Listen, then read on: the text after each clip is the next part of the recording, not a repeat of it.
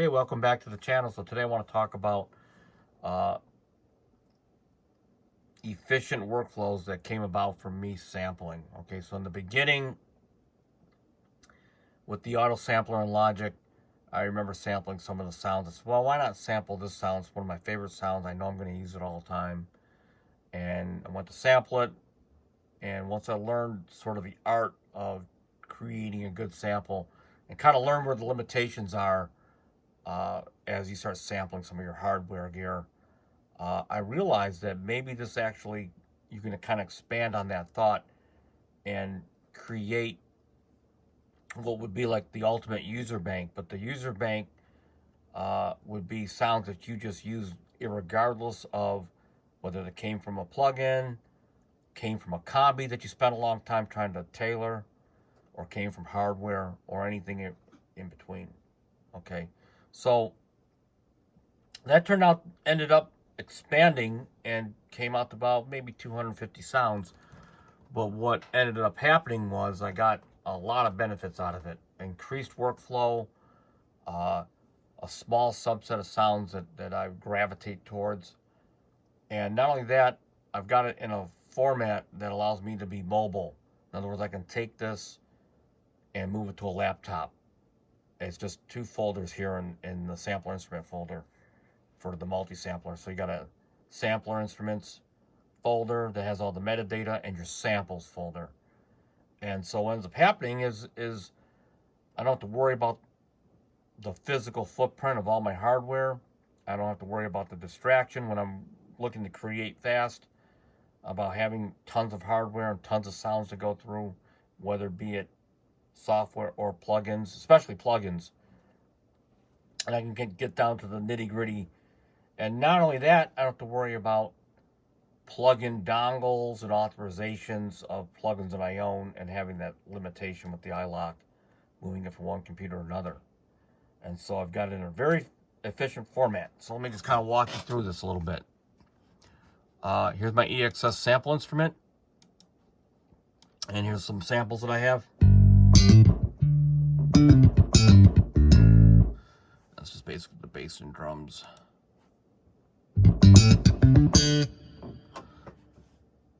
Got some basses from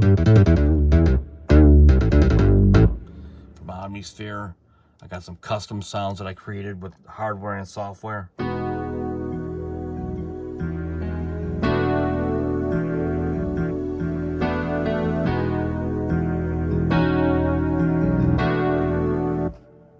Some really cool combination patches.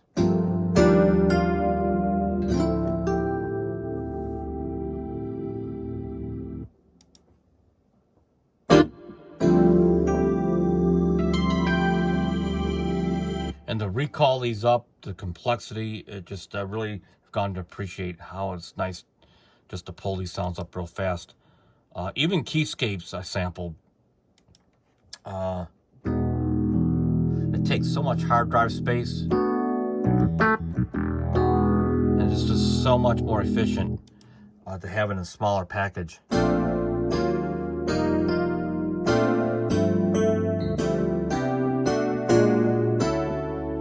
Not all the time you're going to need to have 8,000 sounds on deck, just the sounds that you want.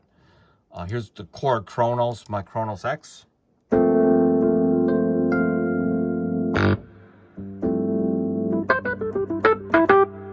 It's really that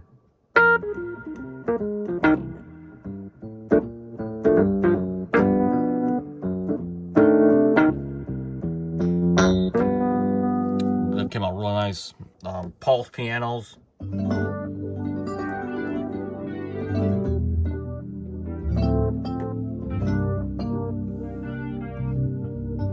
know, some of the Stratocasters from Real 8. So I own all these plugins, but and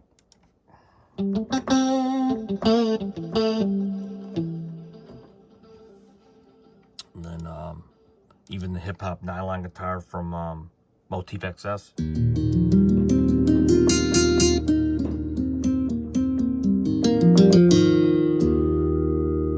And even Hellion.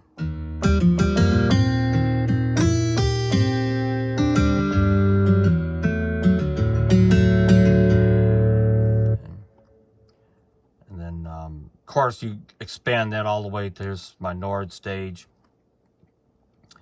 into my synth section, and I've got like the D50. I got a big bells section, stuff I would tend to use.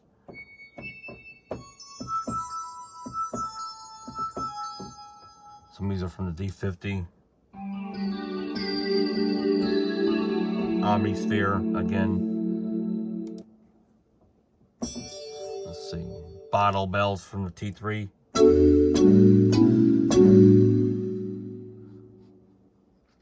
Some of the stuff I had sampled from the Phantom.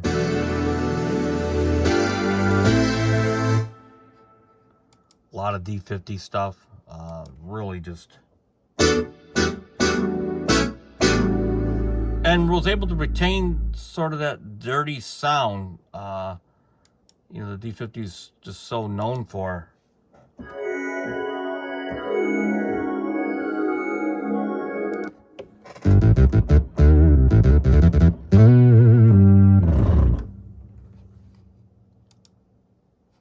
A lot of this JD 990 stuff really,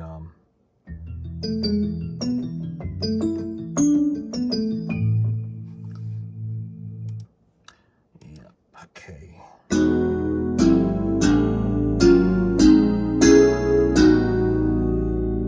Tons of motif stuff. Wave station, a lot of the 5080 that I just, you know, really use a lot.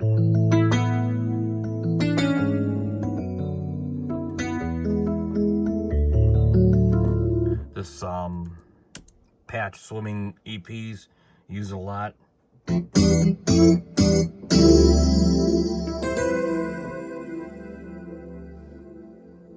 Dusk to Dawn.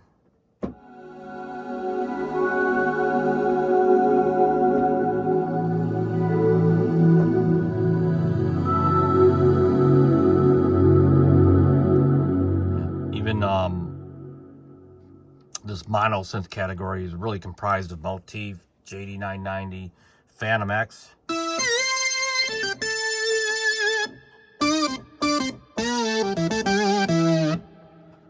Distortion chorus. And that's from, a little bit of delay on here. That's from the JD 990, so.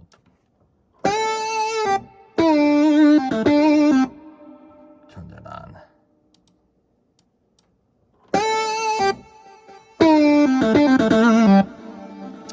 Dirty Voltage, this here, Phantom X.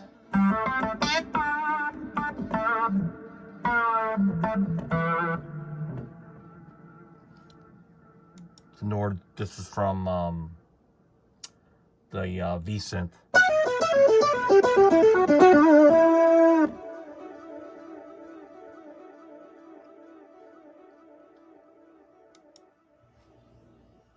Wave station, of course.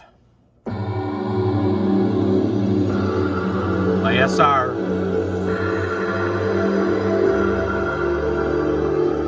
I had a sound called Screamer in here. Let's see if it's under the wave station. Let's see, it's under the mono synth category, but let's see, Screamer right here.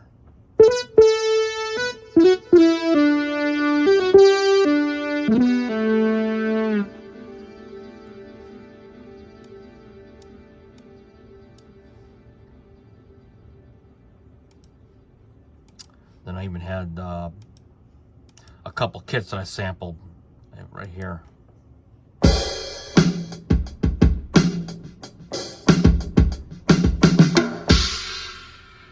Okay, so as you can see, it's kind of like my greatest hits, but you don't have to do it the way that I did it. You could do it like on a per project basis, just for archiving projects. So any synth sound that's used on a project for someone, just sample the sound and then back up your EX24 samples and sample instruments within the project itself, so that way that project will always load and have the exact sounds used in the session, so you have the audio and the actual sound itself source. So hopefully it's kind of give you an idea of the usefulness and practicality of actually sampling stuff. By no stretch of the imagination do I mean sampling stuff allows you to get rid of your gear. It's actually really the opposite. It's more about narrowing it down so that you can be more productive at times where it requires like the narrow focus. And then there would be times when you want to go in the studio and you have sort of this blank slate and you do want to experiment. Well, then this is not really where you want to be at. You want to be back sort of in the lab where you have your gear and you have sort of this loose, defined thought that you need to go through and have to have that openness of, again, the Omnisphere with the several thousand sounds, but you want to be open to other possibilities. In that case, have a studio that's set up and designed for that workflow, but then also have a studio set up with something similar to this that's designed for more of a narrow but very efficient approach. So anyway, thanks for stopping by. Leave any questions or comments, and please don't forget to subscribe to the channel. It really does help a lot. I am trying to get to 800 subscribers. It's kind of like my next goal. Eventually to even reach 1,000, which would be just a dream come true. And until next time, peace out.